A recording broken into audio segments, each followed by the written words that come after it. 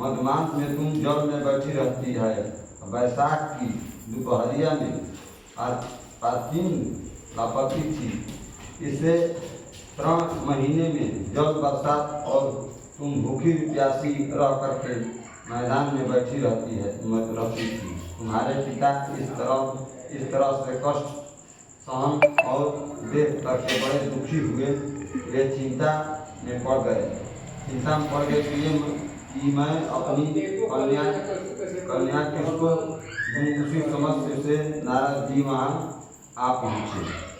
मुनि श्रेष्ठ, नारद जी उस समय तुम्हें देखने के गए थे और नारद जी को देख करके गिरी में अध्ययन प्राप्त आसन आदि देख करके उसकी पूजा की और कहा कि 12 है स्वाभिमान, आप किस लिए आए हैं। मेरा अहोभाग्य है कि आपका आगमन मेरे लिए अच्छा है। नारद जी ने कहा कि हे पर्वतराज, सुनो, मैं भगवान विष्णु का भेजा हुआ आपके पास आया हूँ। आपको चाहिए कि यह योग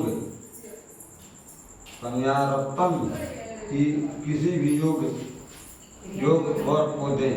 भगवान विष्णु के समान योग का ब्राह्मण, इंद्र और शिव, इनमें से कोई नहीं है। इसीलिए मैं यही कहूँगा कि आप अपनी कन्या भगवान विष्णु को ही दें।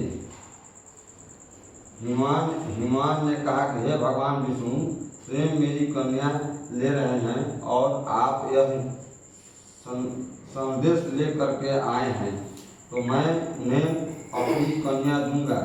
हिमवान ने की इतनी बात सुन करके मुनिराज नारद आकाश में विलीन हो गए और पीताम्बर के शब्द चक्र और गदाधारी भगवान विष्णु के पास पहुँचे। वहाँ हाथ जोड़कर नारद जी ने भगवान विष्णु से कहा कि हे देव, सुनिए, मैंने आपका विवाह पक्का करा दिया। उधर हिमवान ने पार्वती के पास जा करके कहा कि हे पुत्री, मैंने तुम्हें भगवान विष्णु को बेटा दिया। तब पिता की बात सुन करके तुम बिना उत्तर दिए ही अपनी सखी के घर चली गई। वहीं जमीन पर पड़ करके तुम बड़ी छोटी विलाप करने लगे। तुमको इस प्रकार हिमान करते हुए देख करके सखी बोली कि तुम क्यों इतनी दुखी हो, इसका कारण बताओ। तुम्हारी जो कुछ इच्छा